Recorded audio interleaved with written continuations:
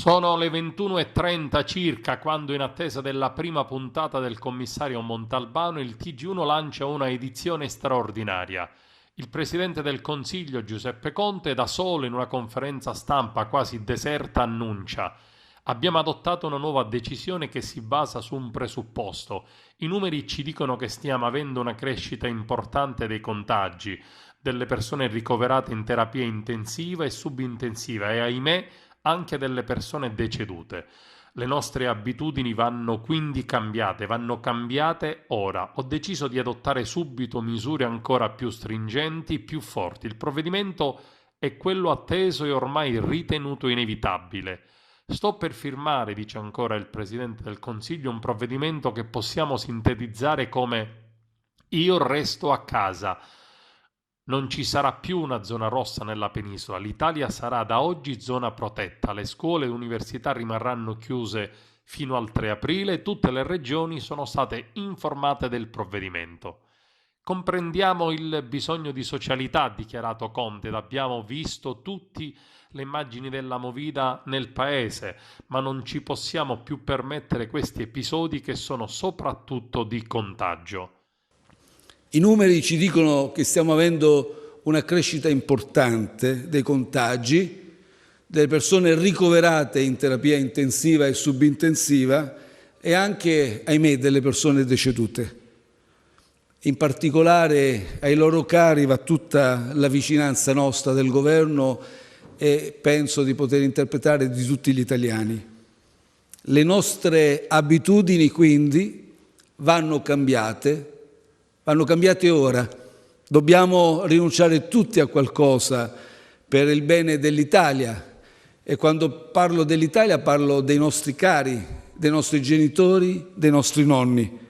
Lo dobbiamo fare subito e ci riusciremo solo se tutti collaboreremo e ci adatteremo subito a queste norme più stringenti. È per questo che ho deciso, d'accordo con gli altri componenti del Governo, di adottare misure ancora più forti, ancora più stringenti, per riuscire a contenere il più possibile l'avanzata del coronavirus e tutelare così la salute di tutti i cittadini, che vorrei ricordare è il nostro obiettivo primario, pur cercando di contemperare fin quanto possibile anche altri interessi che meritano di essere tutelati. Ma se la salute dei cittadini, la salute pubblica è un bene che è messo a repentaglio, noi siamo costretti a scegliere e a imporre dei sacrifici per quanto riguarda gli altri interessi pur meritevoli di tutela. È per questo che sto per firmare un provvedimento che possiamo sintetizzare con l'espressione «io resto a casa». Non ci sarà più una zona rossa, non ci sarà più la zona 1 e la zona 2 della penisola.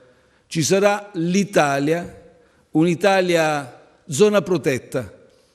Saranno quindi da evitare su tutto il territorio della penisola gli spostamenti, a meno che non siano motivati da 3 specifiche circostanze: comprovate ragioni di lavoro, da casi di necessità o anche per motivi di salute.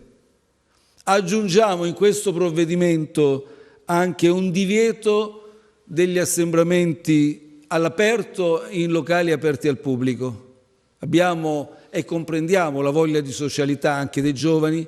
Abbiamo visto tutti episodi, fotografie anche dove la movida, c'è molto divertimento, si consumano anche delle bevande al di fuori dei locali e dei bar. Non ci possiamo permettere più queste occasioni di aggregazioni che diventano occasioni di contagio.